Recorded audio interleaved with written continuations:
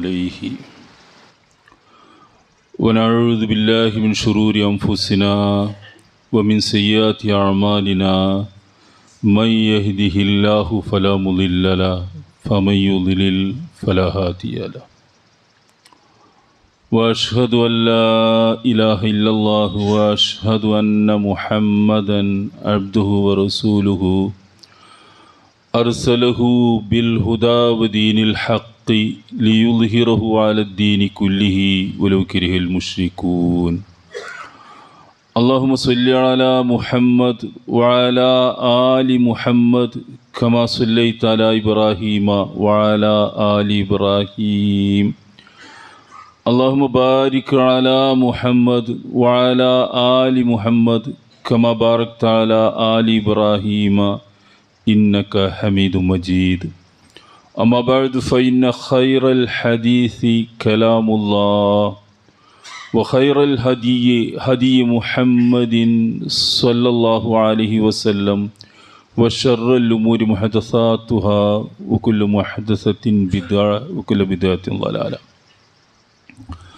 أيها الإخوان والأخوات أوصيكم عباد الله وإياي أولا بتقوى الله أعوذ بالله من الشيطان الرجيم بسم الله الرحمن الرحيم ولله على الناس حج البيت من استطاع إليه سبيلا ومن كفر فإن الله غني عن العالمين ആദരണീയരായ മുസ്ലിം സഹോദരന്മാരെ സഹോദരിമാരെ, സർവശക്തനായ അള്ളാഹുവിൻ്റെ വിധി വിലക്കുകൾ ജീവിതത്തിൻ്റെ എല്ലാ മേഖലകളിലും കഴിവിൻപടി സൂക്ഷിച്ച് ജീവിക്കണേ എന്ന് ആമുഖമായി ഓരോരുത്തരെയും ഓർമ്മിപ്പിക്കുകയാണ്. ദുൽഹിജ്ജ മാസത്തിലാണ് നമ്മളുള്ളത്. ഹജ്ജിനോട് അടുത്ത് നിൽക്കുന്ന ഒരു സന്ദർഭമാണിത്. ലോകത്തിൻ്റെ ഏതാണ്ട് എല്ലാ ഭാഗങ്ങളിൽ നിന്നും പരിശുദ്ധ ഹജ്ജ് കർമ്മം നിർവഹിക്കാൻ വേണ്ടി വിശ്വാസികളായ പുരുഷന്മാരും സ്ത്രീകളുമൊക്കെ ഏതാണ്ട് മക്കയിൽ എത്തിക്കഴിഞ്ഞ ഒരു സന്ദർഭത്തിലാണ് നമ്മളുള്ളത്. ഹജ്ജ് നമുക്ക് എല്ലാവർക്കും അറിയാവുന്നതുപോലെ ഇസ്ലാമിൻ്റെ 5 അടിസ്ഥാന കാര്യങ്ങളിൽ റുക്നുകളിൽ 5-ാമതായിട്ട് റസൂൽ സല്ലല്ലാഹു അലൈഹി വസല്ലം എണ്ണിപ്പറഞ്ഞ ഒരു ഇബാദത്താണ് ഹജ്ജ് നിർവഹിക്കൽ. അതിന് സാധ്യതയുള്ള കഴിവുള്ള എല്ലാ വിശ്വാസികൾക്കും നിർബന്ധമായ ഒരു കാര്യമാണ്. അള്ളാഹു പറയുന്നത് വലില്ലാഹി അലന്നാസി ഹിജ്ജുൽ ബൈത്തി മനിസ്തതാഅ ഇലൈഹി സബീല. കഴിവുള്ള ആളുകൾ, അങ്ങോട്ട് എത്തിച്ചേരാൻ കഴിവുള്ള ആളുകൾക്ക് അള്ളാഹുവിന് വേണ്ടി കഅബാലയത്തിൽ ചെന്ന് ഹജ്ജ് നിർവഹിക്കൽ നിർബന്ധമാകുന്നു, ഹജ്ജ് ചെയ്യൽ നിർബന്ധമാകുന്നു. വമൻ കഫറ, ആരെങ്കിലും അത് നിഷേധിച്ചാൽ അല്ലെങ്കിൽ ആ കാര്യം ചെയ്യുന്നില്ലെങ്കിൽ ഫൈനല്ലാഹ ഗനിയ്യുൻ അനിൽ ആലമീൻ, അള്ളാഹു സ്വയം പര്യാപ്തനാണ്, അള്ളാഹുവിന് നിങ്ങളുടെ ഇബാദത്തുകൾ കിട്ടേണ്ട പ്രത്യേക ആവശ്യമൊന്നുമില്ല, നിങ്ങൾക്ക് വേണമെങ്കിൽ അത് ചെയ്യാമെന്നർത്ഥം. ഇവിടെ ഖുർആൻ പറയുന്നൊരു കാര്യം, വിശ്വാസികളെ സംബോധന ചെയ്തുകൊണ്ട് പറയുന്നൊരു കാര്യം, അള്ളാഹുവിന് വേണ്ടി ജനങ്ങളുടെ മേലുള്ള ഒരു ബാധ്യതയാണ് ഹജ്ജ് നിർവഹണം എന്നതാണ്. അത് നിർബന്ധമായൊരു കർമ്മമാണ് എന്നാണ് വിശുദ്ധ ഖുർആൻ്റെ ആ ശൈലിയെ സംബന്ധിച്ച് ഖുർആൻ വ്യാഖ്യാതാക്കളും ഹദീസ് പണ്ഡിതന്മാരും ഒക്കെ പറയുന്നത്. ആയുസ്സിലൊരിക്കൽ അത് നിർവഹിച്ചിരിക്കണം. അതിന് ഉപാധിയായി പറഞ്ഞിട്ടുള്ളത് മനിസ്തതാഅ ഇലൈഹി സബീല. ആർക്കാണോ അത് നിർവഹിക്കാൻ സാധിക്കുന്നത്, ഇസ്തിതാഅത്ത് സാധിക്കുന്നത് ആർക്കാണോ ആ ആളുകൾക്കാണത് നിർബന്ധമായിട്ടുള്ളത് എന്നാണ്. ഇവിടെ ഈ സാധിക്കുക, കഴിയുക എന്നതിന് ഗ്രന്ഥങ്ങൾ, കിതാബുകൾ, ഹദീസ് ഗ്രന്ഥങ്ങളൊക്കെ പരിചയപ്പെടുത്തുന്നത് വാഹനവും അതുപോലെ അസാദ് വറാഹില, ഭക്ഷണവും സൗകര്യവും യാത്രാ സൗകര്യങ്ങളുമാണ്. അത് അങ്ങോട്ട് എത്തിച്ചേരാനുള്ള സാമ്പത്തിക സൗകര്യം, ആരോഗ്യ സുസ്ഥിതി, ഈ കാര്യങ്ങളൊക്കെ ഒരാൾക്കുണ്ടെങ്കിൽ നിർബന്ധമായിട്ടും ഒരിക്കൽ അയാൾ ഹജ്ജ് ചെയ്യൽ നിർബന്ധമാണ് എന്നാണ്. ഇത് നമ്മൾ ഗൗരവമായിട്ട് കാണേണ്ട ഒരു വിഷയമാണ്. മുമ്പ് കാലത്ത് നമ്മുടെ നാട്ടിലൊക്കെ ഹജ്ജിന് പോവുക എന്ന് പറഞ്ഞാൽ അത് ഏതാണ്ട് ജീവിതത്തിൻ്റെ ആദ്യ ഘട്ടങ്ങളൊക്കെ കഴിഞ്ഞ് ജീവിതത്തിലെ ആവശ്യങ്ങളൊക്കെ എന്ന് പറയുന്ന കുറേ കാര്യങ്ങളുണ്ട്. കെട്ടലും കെട്ടിക്കലും ഒക്കെ ആയിട്ട് നമ്മൾ എണ്ണുന്ന കുറേ കാര്യങ്ങളുണ്ട്. അതെല്ലാം കഴിഞ്ഞ് ഇനി മറ്റൊരാവശ്യത്തിനും പണം ആവശ്യമില്ല, ഇനി ഒഴിഞ്ഞ പണം ബാക്കി കുറേ ഉണ്ട്, എന്നാൽ ഒരു ഹജ്ജ് ചെയ്തേക്കാം എന്നൊരു നിലപാടായിരുന്നു മുമ്പ് കാലത്തൊക്കെ നമ്മുടെ നാട്ടിലുണ്ടായിരുന്നത്. എന്നാൽ അതല്ല യഥാർത്ഥത്തിൽ അതിൻ്റെ നിലപാട്. നമ്മൾക്ക് ഹജ്ജ് ചെയ്യണമെന്ന ആഗ്രഹമുണ്ടാവണം, അതുണ്ടായിരിക്കണം. അത് എന്നെ ബാധിക്കാത്തൊരു വിഷയമാണ് എന്ന് ആർക്കും തോന്നേണ്ടതില്ല. സാമ്പത്തികമായ സൗകര്യങ്ങൾ നമ്മൾക്കുണ്ടോ എന്നാണ് പരിശോധിക്കേണ്ടത്. യാത്ര ചെയ്യാനുള്ള സൗകര്യങ്ങളുണ്ടോ എന്ന് നോക്കണം. നമ്മുടെ രാജ്യവുമായി ബന്ധപ്പെടുത്തി പറയുമ്പോൾ അതിൻ്റെ സാങ്കേതികത്വങ്ങളൊക്കെ പരിഹരിച്ച് കിട്ടിയാൽ മതി, അയാൾക്ക് ഹജ്ജ് ചെയ്യൽ നിർബന്ധമാണ്. ഇപ്പോൾ നമ്മുടെ നാട്ടിൽ നമുക്ക് പല ആളുകളെയും കാണാം. ലോകത്തുള്ള എല്ലാ രാജ്യങ്ങളും അവർ സന്ദർശിച്ചിരിക്കും. എല്ലാ ടൂർ പാക്കേജുകളിലും അവരൊക്കെ പങ്കുചേരും. അതിനൊക്കെ പണം മുടക്കും. ഒരു പ്രയാസവും ആളുകൾക്കൊന്നുമില്ല. ഹജ്ജ് ചെയ്തിട്ടുണ്ടോ എന്ന് ചോദിച്ചാൽ ഹജ്ജ് ചെയ്തിട്ടുണ്ടാവില്ല. മക്കയിലേക്ക് മാത്രം പോയിട്ടുണ്ടാവില്ല. ബാക്കി എല്ലാ ടൂറിസ്റ്റ് കേന്ദ്രങ്ങളിലും യാതൊരു പ്രയാസവുമില്ലാതെ പണം മുടക്ക് ഒരു പ്രശ്നമാക്കാതെ പോകുന്ന കുറേ ആളുകളുണ്ട്. യഥാർത്ഥത്തിൽ അവർ ചെയ്യുന്നത് ഇസ്ലാമിലെ ആരാധനാകർമ്മങ്ങളോട്, ആ ആരാധനാകർമ്മത്തോടുള്ള അവഗണനയാണ്. ഹജ്ജ് ചെയ്യാൻ കഴിയുമോ എന്നാണ് നോക്കുന്നത്. റസൂൽ സല്ലല്ലാഹു അലൈഹി വസല്ലം പറഞ്ഞു, മൻ അറാദൽ ഹജ്ജ ഫലതഅജ്ജൽ. ആരെങ്കിലും ഹജ്ജ് ചെയ്യാൻ ഉദ്ദേശിക്കുന്നുണ്ടെങ്കിൽ വളരെ ധൃതിപ്പെട്ട് അതിന് ഏറ്റവും നേരത്തെ അതിന് ചെയ്തോളണം എന്നാണ്. അത് വളരെ പ്രധാനപ്പെട്ടൊരു വാക്കാണ്, നേരത്തെ ചെയ്തോളണം എന്നാണ്. കാരണം ഹജ്ജ് കർമ്മത്തിൻ്റെ ഒരു പ്രത്യേകത, ശാരീരിക ശേഷി ആവശ്യമുണ്ട്, ആരോഗ്യം ആവശ്യമുണ്ട്, യാത്രയ്ക്കുള്ള ആ സാഹസം നേരിടാനുള്ള എല്ലാം ഒത്തിണെങ്കിൽ ഒരു കർമ്മം ചെയ്യാൻ കഴിയുള്ളൂ. നമ്മൾ നമസ്കരിക്കുന്നത് പോലെ നോമ്പെടുക്കുന്നത് പോലെയൊന്നും അല്ല. കുറച്ച് ശാരീരിക അധ്വാനം ആവശ്യമുള്ളൊരു കർമ്മമാണ്. അതുകൊണ്ട് തന്നെ നല്ല യുവത്വവും ആരോഗ്യമൊക്കെയുള്ള സമയത്താണെങ്കിൽ വളരെ സുഖകരമായിട്ട് ചെയ്തു പോരാം. അത് പ്രായം കൂടുന്തോറും നമുക്ക് പ്രയാസമുണ്ടാക്കുന്ന കർമ്മമാണ് ഹജ്ജ്. അപ്പോൾ അതുകൊണ്ട് ഫല്യതഅജ്ജൽ, ആരെങ്കിലും ഹജ്ജ് ഉദ്ദേശിക്കുന്നുവെങ്കിൽ അവൻ നേരത്തെ ചെയ്തോട്ടെ, ധൃതിപ്പെടട്ടെ എന്നാണ് റസൂൽ പറയുന്നത്. എന്നിട്ട് റസൂൽ ഫഇന്നഹു ഖദ് യംറദുൽ മരീദ് വതളില്ലു ളാല്ല വതഅറുൽ ഹജ്ജ എന്ന് റസൂൽ പറയുന്നത്. ഇത് നേരത്തെ ചെയ്യണമെന്ന് പറയാൻ കാരണം അവൻ്റെ മുമ്പിൽ കുറച്ച് കഴിഞ്ഞാൽ രോഗങ്ങൾ വന്നു ചേരും. ഇപ്പോഴത്തെ അവസ്ഥ അത് തന്നെയാണ്.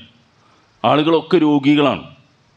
എല്ലാ ആളുകളും രോഗികളാണ്. ആരും രോഗികളല്ലാത്തവരില്ല. ഇപ്പോൾ എല്ലാവരും പോക്കറ്റിൽ ഗുളികയും മരുന്നുമൊക്കെയായി നടക്കുന്ന ആളുകളാണ്. അത് പ്രയാസങ്ങൾ ഉണ്ടാക്കുന്നുണ്ട് പലർക്കും. ആ ഒരു സ്റ്റേജിലേക്ക് എത്തുന്നതിന് മുമ്പ് ഹജ്ജ് ചെയ്യാൻ കഴിയുമോ എന്നാണ് നോക്കേണ്ടത്. രണ്ടാമത് പറഞ്ഞത്, വാഹനപ്പുറത്ത് ഇരിക്കാൻ കഴിയാത്ത അവസ്ഥ വരും, യാത്ര പ്രയാസമാകും. തഅറുൽ ഹജ്ജ, പുതിയ പുതിയ ആവശ്യങ്ങൾ വന്നു ചേർന്ന് ഇയാൾക്ക് പോകാൻ കഴിയാത്ത തടസ്സങ്ങൾ ഉണ്ടാകുമെന്നാണ്. ഇതൊക്കെ വന്നു ചേരുന്നതിന് മുമ്പായിട്ട് ഹജ്ജ് ചെയ്യാൻ കഴിയുമെങ്കിൽ ഫല്യതഅജ്ജൽ, വളരെ നേരത്തെ അയാൾ ഹജ്ജ് ചെയ്തോളം എന്നാണ് റസൂൽ സല്ലല്ലാഹു അലൈഹി വസല്ലം പറഞ്ഞത്. നമ്മൾ ആലോചിച്ച് നോക്കുക, നമുക്കതിലുള്ള സാമ്പത്തിക ശേഷിയുണ്ടോ എന്ന്, ആരോഗ്യമുണ്ടോ, യാത്രാ സൗകര്യമുണ്ടോ എന്ന് പരിശോധിക്കുക. പല ആളുകളും കുറേ കഴിയട്ടെ, പിന്നീട് കഴിയട്ടെ നീട്ടിയൊക്കെ അല്ല. പിശുക്ക് അതിനൊരു തടസ്സമാകാൻ പാടില്ല. പിശുക്കാണ് പല ആളുകളുടെയും തടസ്സം. അതിന് കാരണം സാമ്പത്തിക ചെലവ് നല്ല പോലെ ഉള്ളൊരു കാലത്താണ് നമ്മളുള്ളത്. നല്ല സാമ്പത്തിക ബാധ്യത വരും ഹജ്ജ് നിർവഹിച്ച് വരണമെങ്കിൽ. ഇപ്പോൾ അങ്ങനെയാണ്, അത് ഓരോ വർഷവും കൂടി വരുന്നു. അപ്പോൾ ആ പിശുക്ക്, ആ തടസ്സം കൊണ്ട് നീങ്ങണം മനസ്സിൽ നിന്ന്. വമൻ യൂഖ ശുഹ നഫ്സിഹി ഫൗലൈക ഹുമുൽ മുഫ്ലിഹൂൻ. അള്ളാഹു പറയുന്നത്, മനസ്സിൻ്റെ ആ പിശുക്ക്, ആ സങ്കുചിതമായ മനോഭാവമുണ്ടല്ലോ, ആ പിശുക്ക്, ശുഹ്, അതാർക്കാണോ സൂക്ഷിക്കാൻ കഴിയുന്നത് അവരാണ് വിജയം വരിക്കുന്ന ആളുകളെന്നാണ്. അതിന് പണം മുടക്കണം, ബാക്കി എന്തെല്ലാം കാര്യങ്ങൾ, അതിനേക്കാളൊക്കെ ചെലവാക്കിക്കൊണ്ട് നമ്മൾ നിർവഹിക്കുന്നു. നോക്കൂ നിങ്ങൾ, ആർഭാടത്തിന് വേണ്ടി, നാട്ടിലെ ഈ സ്റ്റാൻഡേർഡ് കീപ്പ് ചെയ്യാൻ വേണ്ടി, ജനങ്ങളുടെ മുമ്പിൽ ഒരു അന്തസ്സ് ഉണ്ടാക്കിയെടുക്കാൻ വേണ്ടി, തൻപോരിമ കാണിക്കാൻ വേണ്ടി ഒക്കെ ആളുകൾ പണം ചെലവഴിക്കുന്നുണ്ടല്ലോ. വീടുണ്ടാക്കുന്നിടത്ത്, കല്യാണം നടത്തുന്നിടത്ത്, വസ്ത്രം വാങ്ങുന്നിടത്ത്, വാഹനം, ഇതൊക്കെ നമുക്ക് ആവശ്യമുള്ള സാധനങ്ങൾ തന്നെയാണ്. പക്ഷെ അതിലൊക്കെ നമ്മൾ ആർഭാടം കാണിക്കുന്നുണ്ട്. പല രംഗങ്ങളിലും അതൊക്കെ കാണിക്കുന്നുണ്ട്, എല്ലാവരും കാണിക്കുന്നുണ്ട്. പക്ഷേ പണം ചെലവഴിക്കാൻ മടിയുള്ളൊരു വിഷയമാണ് ഈ ഹജ്ജിന് പോകാൻ വേണ്ടി. അതിങ്ങനെ ഓരോരോ കാരണങ്ങൾ പറഞ്ഞ് ആളുകൾ തടസ്സം നിൽക്കും. വേറെ ചില ആളുകൾ ഇതിന് പറയുന്ന ഒരു തടസ്സം കടബാധ്യതയുണ്ട് എന്നാണ്. വലിയ കടമുണ്ട്, അതുകൊണ്ട് എനിക്ക് ഹജ്ജ് ചെയ്യാൻ കഴിയില്ല എന്നാണ്. ഒരു ഭാഗത്തിലൂടെ മാത്രം ശരിയാവുന്നേ ഉള്ളൂ. ഒരു ഭാഗത്തിലേ അത് ശരിയെന്ന്, മറ്റേ ഭാഗം ശരിയല്ല. മനുഷ്യന് ജീവിതത്തിൽ വരുന്ന കടവും ഹജ്ജും തമ്മിൽ നേർക്കുനേരെ ബന്ധപ്പെടുന്നില്ല. ഹജ്ജിൻ്റേതായ ഒരു കർമ്മമാണ്, കടം വേറൊരു ഭാഗമാണ്. അതാകെ ബന്ധപ്പെടുന്ന ഒരു ഭാഗമേ ഉള്ളൂ. നമ്മൾ ശ്രദ്ധിച്ച് മനസ്സിലാക്കി തന്നെയാണ്. കടവും ഹജ്ജും ബന്ധപ്പെടുന്നത് നമ്മൾക്കുള്ള കടബാധ്യതകളൊന്നും വീട്ടാൻ സന്മനസ് കാണിക്കാതെ, അതിനുള്ളൊരു ഏർപ്പാടും സംവിധാനവും ഒന്നും നീക്കി വെക്കാതെ എങ്ങനെയെങ്കിലും ഒരു ഹജ്ജ് ചെയ്ത് വരണമെന്ന് താല്പര്യം കാണിക്കുന്ന ചില ആളുകളുണ്ടാവും. അതാണ് അതിൽ വിമർശന വിധേയമാകുന്ന ഭാഗം. അല്ലാത്തൊന്നും വിമർശനമല്ല. ഒരാൾക്ക് കടമുണ്ട്, അത് അവധിക്കടമാകാം, അല്ലെങ്കിൽ അത് ആ കടം അയാൾക്ക് വീട്ടാനുള്ള സംവിധാനമൊക്കെ അയാളെ കയ്യിലുണ്ടാവും. സൗകര്യങ്ങളുണ്ട്, സാമ്പത്തിക ശേഷിയുണ്ട്, എല്ലാം ഉണ്ട്. ആ കടം അങ്ങനെ സാങ്കേതികമായിട്ട് നിലനിൽക്കുന്നത് മാത്രമാണ്. അത് അയാൾക്ക് വേണമെങ്കിൽ ഏർപ്പാടാക്കി പോകാം. എന്നാലും എനിക്ക് കടമുണ്ടല്ലോ എന്ന് പറഞ്ഞു പോകാത്ത ആളുകളുണ്ട്. ഇതൊരു തെറ്റായ ധാരണ എങ്ങനെയോ നമ്മളെ സമൂഹത്തിൽ പ്രചരിച്ചിട്ടുണ്ട്. ഇപ്പോൾ സൗദി അറേബ്യയിൽ മക്കയിൽ ജോലി ചെയ്യുന്ന ആളുകൾ എനിക്കറിയാം. മക്കയിൽ ഹറമിൻ്റെ അടുത്ത് ജോലി ചെയ്യും ആ ആളുകൾ. ഹജ്ജ് ഉംറയും ഹജ്ജ് ചെയ്യില്ല. എന്താ കാരണം എന്ന് ചോദിച്ചാൽ, എനിക്ക് കടമുണ്ട്, വീടുണ്ടാക്കാനുള്ള കടമുണ്ട്, മകളെ കെട്ടിച്ച്, അതാണല്ലോ നമ്മുടെ നാട്ടിൽ വരുന്നൊരു കടം, മകളെ കെട്ടിച്ച കടമുണ്ട്, ഇങ്ങനെ ഓരോന്ന് എണ്ണി പറയും. എന്താണ് അയാളുടെ ആ കടവും ഈ ഹജ്ജും തമ്മിൽ എന്ത് ബന്ധമുള്ളത്? അയാൾക്കൊരു പൈസ മുടക്കില്ലാതെ അത്യാവശ്യ ഭക്ഷണത്തിനുള്ള ചിലവുണ്ട്, അയാൾക്ക് അവിടെ നിന്ന് ഹജ്ജ് ചെയ്ത് പോരാ. പക്ഷേ അയാൾ ഹജ്ജ് ചെയ്യില്ല. അയാൾ പറയുന്ന കാരണം എനിക്ക് നാട്ടിൽ കടമുണ്ട്. ആ കടവും ഈ ഹജ്ജും തമ്മിൽ യാതൊരു ബന്ധവുമില്ല. അപ്പോൾ കടം എന്നത് അയാൾ അതിൽ താല്പര്യം കാണിക്കാതെ, അതൊക്കെ അവിടെ നോട്ട പ്രശ്നമല്ല. എങ്ങനെ ഹജ്ജ് ചെയ്ത് ഹാജി ആകലാണ് പ്രശ്നമെന്ന് കാണുന്നിടത്ത് മാത്രമാണ് ഹജ്ജും കടവും തമ്മിൽ ബന്ധപ്പെടുന്നത്. അല്ലാത്തയിടത്ത് അത് ബന്ധപ്പെടുന്നേയില്ല. എങ്ങനെയെങ്കിലും ഹജ്ജ് ചെയ്യണം, അതിലൊരു താല്പര്യം വേണം. ലോകത്തുള്ള എല്ലാ രാജ്യങ്ങളും സന്ദർശിക്കുന്ന ആളുകൾക്ക് മക്കയിൽ പോയി ഹജ്ജ് ചെയ്യാൻ വേണ്ടി മാത്രം താല്പര്യം വരുന്നില്ല എന്ന് പറഞ്ഞാൽ നമ്മുടെ മാനസികാവസ്ഥ ഒന്ന് പരിശോധിക്കേണ്ടത് തന്നെയാണ്. അവിടെയാണ് ഫലില്ലാഹി അലന്നാസി ഹിജ്ജുൽ ബൈത്ത് മനിസ്താഇലൈഹി സബീല. കഴിവുള്ള ആളുകൾ, അങ്ങോട്ട് എത്തിച്ചേരാൻ കഴിവുള്ള ആളുകൾ, സാധ്യതയുള്ള ആളുകൾ അള്ളാഹുവിന് വേണ്ടി ആ കർമ്മം നിർവഹിക്കൽ നിർബന്ധമാണ് എന്നാണ്. വലില്ലാഹി, അള്ളാഹുവിന് വേണ്ടി എന്നത് വളരെ പ്രധാനപ്പെട്ടൊരു സംഗതിയാണ്. ഈ അള്ളാഹുവിന് വേണ്ടി എന്നത് രണ്ട് സ്ഥലത്ത് ഖുർആൻ ഹജ്ജ് ഉംറയായിട്ട് ബന്ധപ്പെടുത്തി പറഞ്ഞിട്ടുണ്ട്. വഅതിമ്മുൽ ഹജ്ജ വൽ ഉംറത ലില്ലാഹി. ഖുർആൻ പറയുന്നു, നോക്ക് നിങ്ങൾ ഹജ്ജും ഉംറയും പൂർണ്ണമായി നിർവഹിക്കുക, ലില്ലാഹി, അള്ളാഹുവിന് വേണ്ടി. അത് ഊന്നി പറയുന്നതിൽ പ്രത്യേക ഉദ്ദേശമുണ്ട് എന്നാണ് നമുക്ക് മനസ്സിലാകുന്നത്. കാരണം ഹജ്ജ് അള്ളാഹുവിനുള്ള ഒരു സമർപ്പണത്തിൻ്റെ ഭാഗമാണ്. നല്ല ത്യാഗവും സാമ്പത്തിക ശേഷിയും ഒക്കെ ചിലവാക്കുന്ന, ശാരീരിക അധ്വാനവും ഒക്കെ ആവശ്യമുള്ളൊരു കർമ്മം. അള്ളാഹുവിന് വേണ്ടി ആ ത്യാഗം സഹിക്കാൻ തയ്യാറാവണം എന്നാണ് ആ പറഞ്ഞതിനർത്ഥം. എന്നാൽ നമ്മുടെ നാട്ടിൽ നിന്ന് ഇപ്പോൾ നിങ്ങൾ നോക്കൂ, ഒരുപാട് ആളുകൾ കേരളത്തിൽ നിന്ന് ഹജ്ജിന് പോകുന്നുണ്ട്.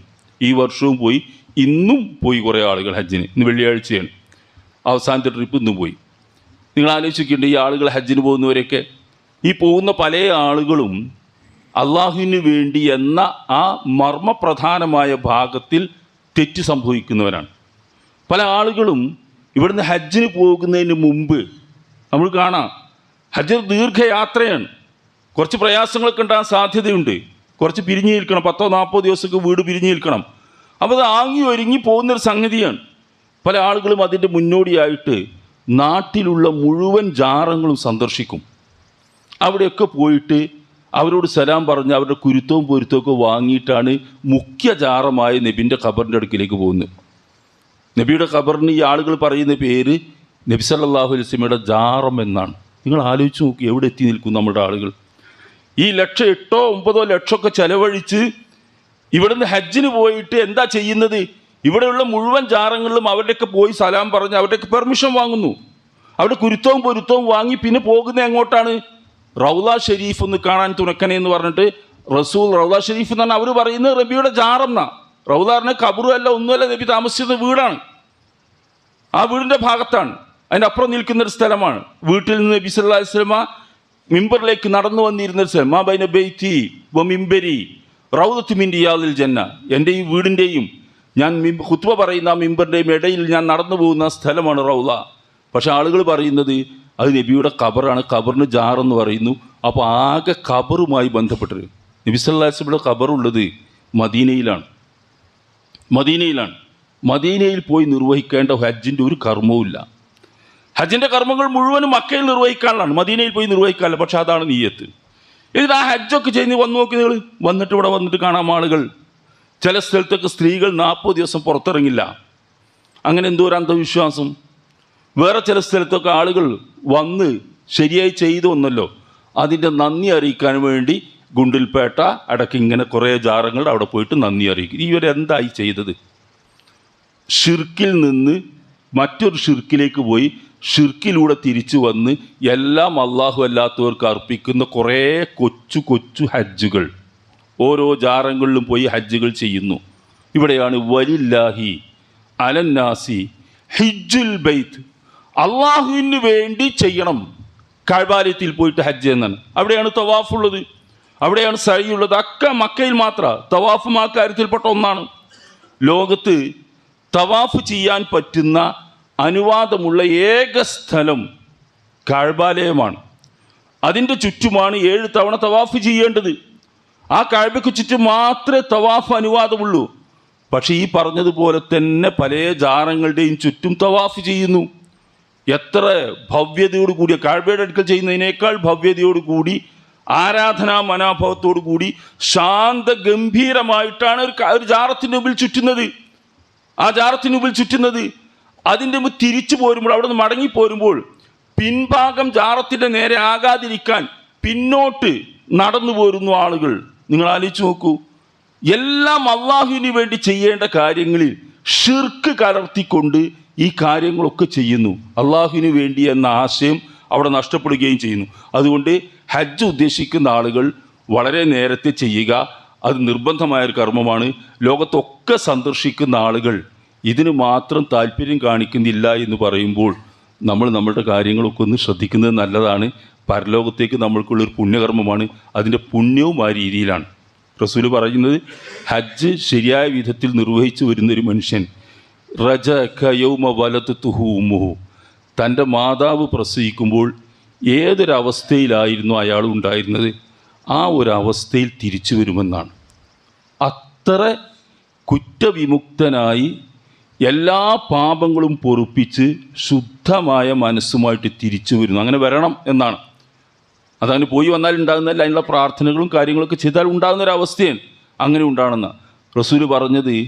ഏറ്റവും അധികം പ്രാർത്ഥന സ്വീകരിക്കുന്ന രംഗം, ഉത്തരം ലഭിക്കുമെന്ന് ഉറപ്പുള്ള സമയമാണ് അറഫയിലെ ഹജ്ജിലെ അറഫയിലെ പ്രാർത്ഥന.